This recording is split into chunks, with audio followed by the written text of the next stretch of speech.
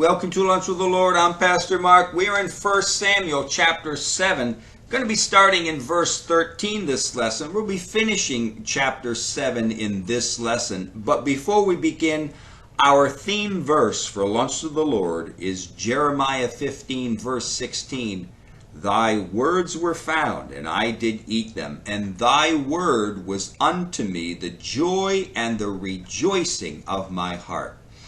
Now, we saw that last lesson, the Philistines are defeated, the children of Israel, God thunders from heaven and helps the children of Israel defeat the Philistines, and Samuel sets up a stone.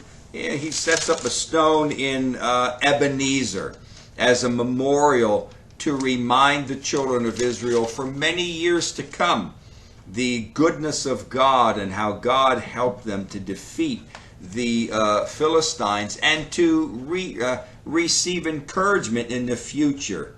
Now, let's read verse 13. So the Philistines were subdued, and they came no more into the coast of Israel. And the hand of the Lord was against the Philistines all the days of Samuel. Now, it says here, so the Philistines, they were subdued. Now, this ends 40 years of oppression that began back in Judges chapter 13 and verse 1. And it also says in verse 13, it says, the hand of the Lord was against the Philistines. Now, does this mean that God at times would afflict them so that they wouldn't attack Israel? Or maybe it could mean that God moved on the Philistines' hearts to not want to attack Israel.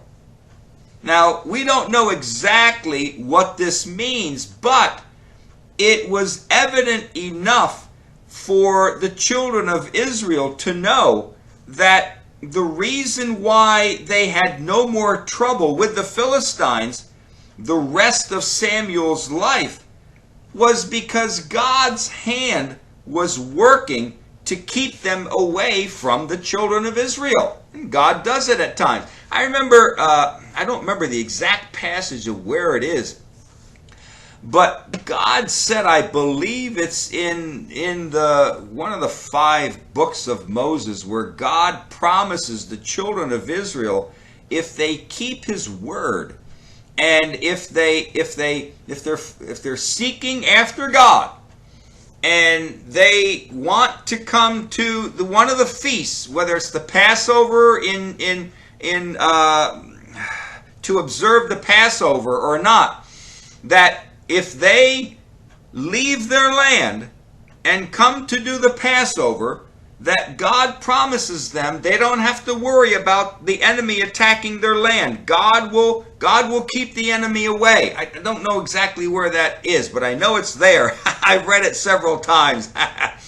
But especially for the tribes like Asher and Naphtali that are up there by the Sea of Galilee, if they wanted to come south to observe the Passover or these other feasts, God says, don't worry, you can go, I'll keep the enemy away from your land. You can leave your land, leave your cattle, whatever, and you can go on down and observe this feast and this festival and then go back home. I will keep them away. Now again, God does that for us. God does that. God did that for them. And probably we have no idea, but probably many times in our life God has kept the enemy away from us that we are clueless about. Now, verse 14, and the cities which the Philistines had taken from Israel were restored to Israel, from Ekron even unto Gath, and the coasts thereof did Israel deliver out of the hands of the Philistines.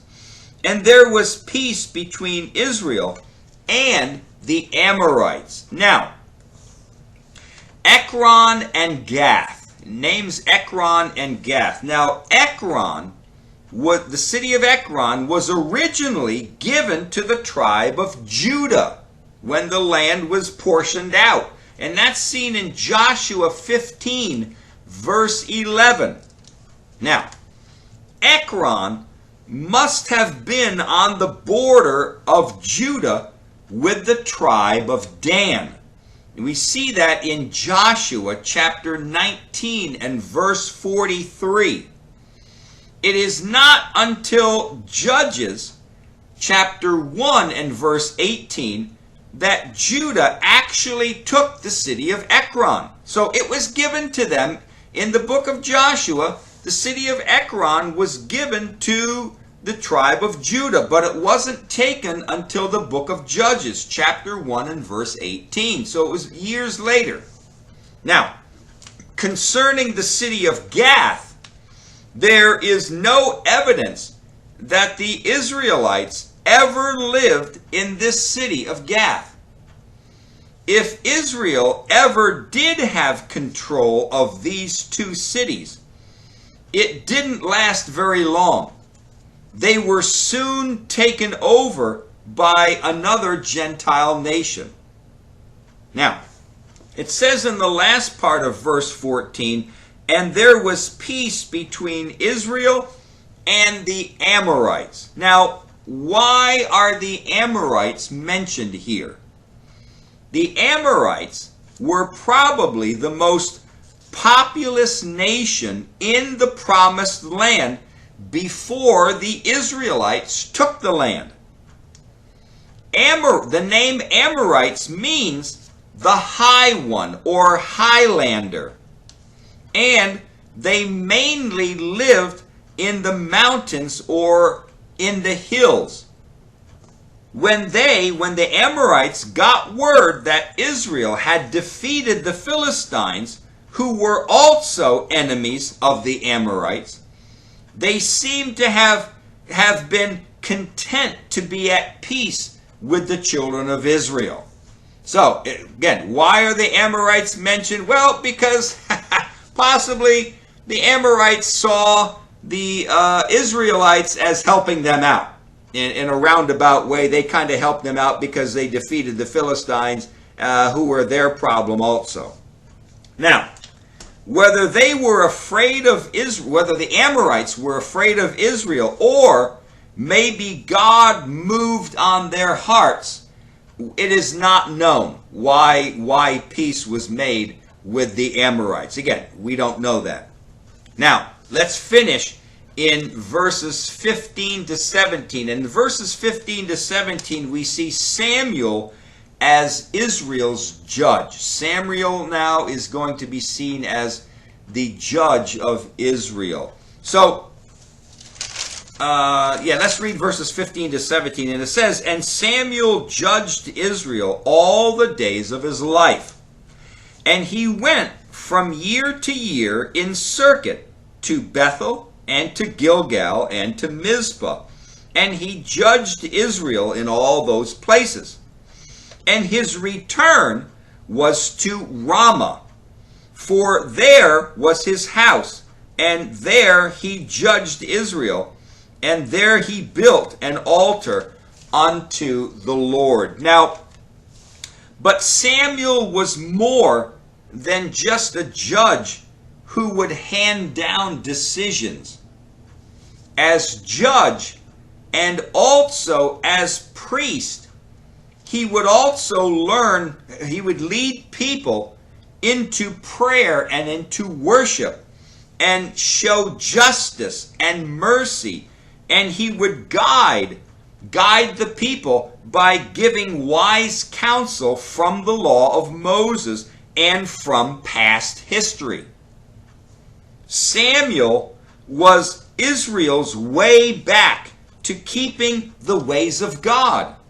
And yet, as we will see in chapter 8, the next chapter, there were still some Israelites that continued their idol worshiping. We see that in chapter 8 and verse 8. We do not know how long Samuel lived, One of the difficulties of dating this book of 1 Samuel stems from the fact that nowhere are we told how old Samuel is. Now later on, while Samuel was judging Israel, Saul was the military leader of the nation. In verse 17, we see that after Shiloh was destroyed by the Philistines, Samuel must have gone back to his hometown. Either he built or he bought a house and made Ramah his home. So after Shiloh was destroyed, he basically goes back home to Ramah, where he was brought up, where his mother and father lived, and he probably builds a home. And he also builds an altar there. Now, it doesn't seem that Samuel ever went to Kirjath Jearim to visit the Ark of the Covenant. In fact, it seems that for the past 20 years, and even for another 80 years after this, it was at, remember, it was at the Ark of the Covenant was at Abinadab's house. For how long? For 100 years. Now, it doesn't seem that anybody went to Kirjath Jearim to do anything with the Ark. It seems like the Ark was I don't want to say it was forgotten, but no, it doesn't seem that Samuel ever went to visit the Ark or to see the Ark. And it doesn't seem like anybody ever went there. Maybe because they were afraid of God. Because of what God did to the Beth-Shemites. When he smote them, they looked into it. They were afraid. Oh, yes. So the Ark goes from Beth-Shemesh to Kirjath Jearim. It goes to the house of Abinadab. And it stays there for 100 years. Yep, 100 years it stays there.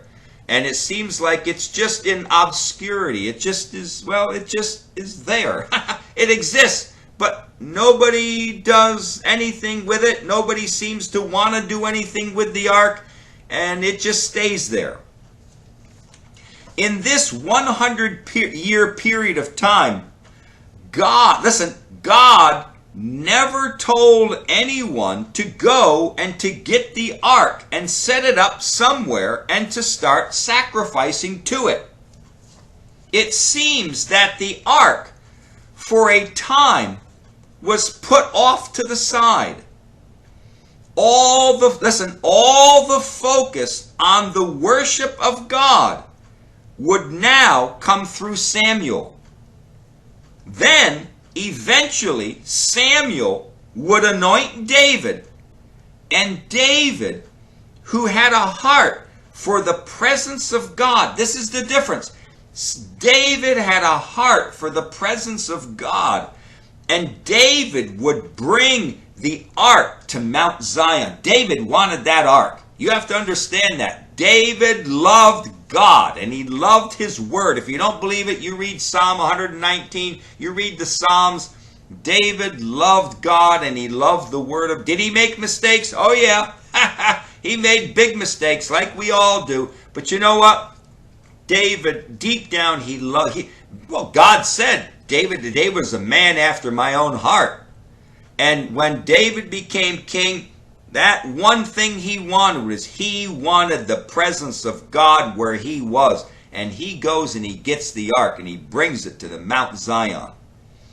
David would then be the one to turn Israel's hearts back to the ark. It wasn't Samuel. God was not going to use Samuel to turn the children of Israel back to the ark. No, it was David, King David. God uses King David to turn the children of Israel's hearts back to the Ark of the Covenant and the presence of God. In verse 16, we see Samuel now as a circuit judge for the children of Israel. He travels to 3 cities and he spends time in each of those cities. And then he goes home to Ramah. Now, he does this every year. Yep, every year. He leaves his house and he goes to these different cities. Well, let's read. Verse 16 says, and he went every year from year to year in circuit. He goes to Bethel, and then he goes to Gilgal, and then he goes to Mizpah. And he judged Israel in all those places. But what is interesting to me is that these three cities are no more than 15 miles from each other. Bethel, from Bethel to Gilgal, it's about 15 miles. From Gilgal to Mizpah, it's about 15 miles. And from Ramah to Mizpah, it's only about 2 or 3 miles. Samuel travels only about 35 to 40 miles in a round trip. Is it because of his age? Is it because Samuel is getting old and he doesn't want to travel so far? Again, we don't know. He doesn't spend any time up north with the tribes of Asher or Naphtali or Issachar. Samuel doesn't even cross the Jordan River to judge the 2.5 tribes either. I kind of doubt that people would travel 80 to 120 miles to be judged by Samuel unless it was urgent. Because I mapped it out. I mapped it out. You can map it out in your Bible map. Yeah. From where he was judging all the way up to the tribes of Asher and Naphtali and Issachar and over across the Jordan River, some of these people would have to travel 80 to 100 miles to even up to 120 miles to come and be judged by Samuel. Would they make the trip? I mean, you and I, we have cars. They don't have cars back then. They don't have buses and planes and all that kind of stuff. You got to walk or you got to ride the back of a donkey. And it takes days to get there. Oh, yeah. So, I mean, would you make the trip across the land and pack a saddle on your donkey and start hoofing it down to one of these places to get judged? Probably not. But maybe some of them did. But so again, it's interesting to me that Samuel, as the judge of Israel, he's in close proximity to his house. Now, maybe it's possible because in fear of the Philistines who were over the land at the time, but now they're not. But again, why he doesn't go up north and spend some time up there and judge, we don't know. One final note before we go into chapter 8 is Bethel was the place approximately 800 years before where Jacob had the vision of the heavenly ladder, where he saw the angels going up and down from heaven, and he called it Bethel. Bethel means house of God. And when Jacob saw that, he thought, this is the house of God. This is like the doorway to heaven. And this is why he names it Bethel. So Bethel was one of the places where Samuel judges the children of Israel. We're going to start chapter 8 next lesson. But until then, walk with the Lord. I know he walks with you.